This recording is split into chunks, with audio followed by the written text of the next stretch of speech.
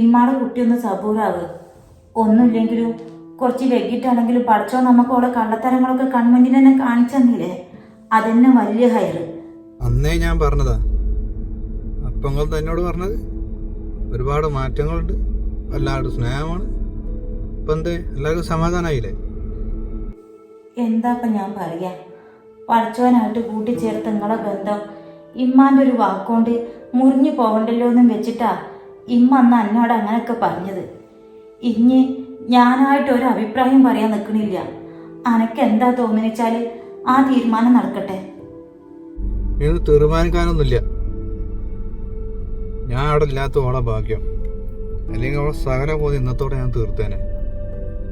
ഒച്ചും വീടും കൂട്ടിയിട്ടൊന്നും കാര്യമില്ല. എന്താപ്പം ഇനി നമ്മൾ കാട്ടാൻ കണ്ടിക്കണെച്ചാൽ സമാധാനത്തിൽ അത് വേഗം കണ്ട് ചെയ്യന്നെ. അല്ലാണ്ട് ഇനി പോളെ സ്വഭാവം നന്നാക്കിയാൽ നന്നാവുമെന്ന് എനിക്ക് തോന്നണില്ല. ഇമ്മ ഫോൺ അടിച്ചാണി. ആ, ഞാൻ അർഷിക്ക് കൊടുക്കാം. ഹലോ.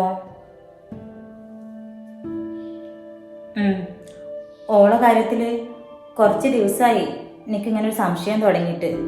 പക്ഷേ എന്താ എങ്ങനെയാണെന്നൊന്നും അറിയാണ്ട് ആരിസ്ഖാനോട് എങ്ങനെ അത് പറയാന്ന് വെച്ചാ. ഇനി പറയാനും അറിയാനും ഒന്നുമില്ല. എവിടൊക്കെ വെച്ച് ഇറങ്ങി പോകാൻ പറ അവളോട്. ഇനി അതൊക്കെ കാക്കാൻ്റെ ഇഷ്ടം. ഇങ്ങനൊരു ബന്ധം ഇനി മുന്നോട്ട് കൊണ്ടുപോകാനായിട്ട് ഞങ്ങൾ ആരും കാക്കാനെ നിർബന്ധിക്കൂല. പക്ഷേ അതിനു മുന്നേ കാക്ക ഓൾക്കൊന്ന് വിളിക്കണം. എനിക്ക് അവളോട് പറയാനുമില്ല, കേൾക്കാനുമില്ല, ഒന്നിനുമില്ല. അതല്ല കാക്ക, ഓൾ ഇത്രയൊക്കെ കാട്ടിക്കൂട്ടിയ സ്ഥിതിക്ക് അങ്ങനെ വിട്ടുകൊടുക്കാൻ പറ്റില്ലല്ലോ. എന്താ ഉദ്ദേശിക്കണേ?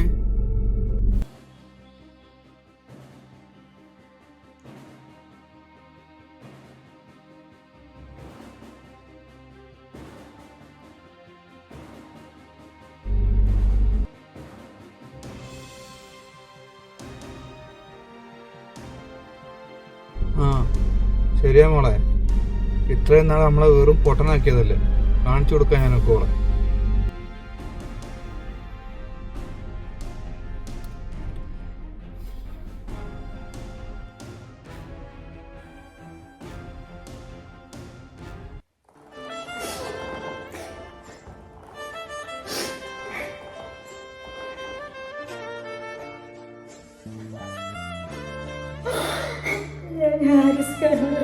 എന്താ പറയാ,